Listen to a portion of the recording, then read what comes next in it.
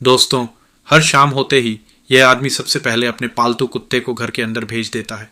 फिर पूरे घर के दरवाजों और खिड़कियों को मोटे स्टील के शटर से बंद कर देता है। लेकिन इतनी सुरक्षा के बाद भी उसे चैन नहीं मिलता। इसीलिए वह हर रात अपने कुत्ते और एक राइफल के साथ पूरे घर का चक्कर लगाता रहता है।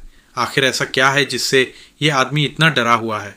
दरअसल जैसे ही अंधेरा होता है, पूरा शहर खूंखार जॉम्बियों से भर जाता है। ये जॉम्बी रात में सड़कों पर घूमते हैं और किसी भी इंसान को जिंदा नहीं छोड़ते। 5 साल पहले 2012 में एक भयानक वायरस ने पूरे शहर को तबाह कर दिया था। इस वायरस की वजह से लगभग 90% लोग मर गए, 9% लोग ज़ॉम्बी बन गए और सिर्फ 1% लोग ही बच पाए। हमारा मुख्य किरदार विल उन्हीं 1% लोगों में से एक है। उसके शरीर में मौजूद शक्तिशाली एंटीबॉडीज की वजह से ये वायरस उस पर असर नहीं कर पाया।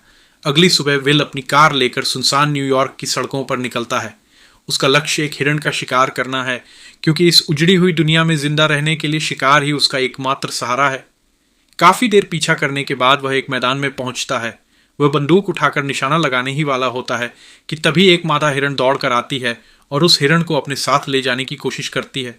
उसी समय एक नर हिरण भी अपने छोटे बच्चे के साथ सामने आ जाता है। यह नज़ारा देखकर विल को अपना परिवार याद आ जाता है। वह समझ जाता है कि जिस दुनिया में इंसान लगभग खत्म हो चुके हैं, वहां अब इन जानवरों का भी अपना परिवार है। इसलिए वह ट्रिगर दबाने के बजाय अपनी बंदूक नीचे कर देता है। घर लौटने के बाद विल सीधे अपने घर के नीचे बनी एक गुप्त लैब में जाता है। वहां वह ज़ॉम्बी वायरस का इलाज खोजने के लिए संक्रमित जानवरों पर अपने एंटीडोट का परीक्षण कर रहा होता है। उसे उम्मीद है कि एक दिन यही दवा पूरी दुनिया को बचा सकती है। अब विल अपनी सीक्रेट लैब में मौजूद उस संक्रमित हिरण को ध्यान से चेक करता है। वह यह देखना चाहता था कि क्या उसका एंटीडोट असर कर रहा है और क्या हिरण दोबारा अपनी सामान्य हालत में लौट रहा है। लेकिन जब उसे कोई भी बदलाव दिखाई नहीं देता तो वह पूरी तरह निराश हो जाता है।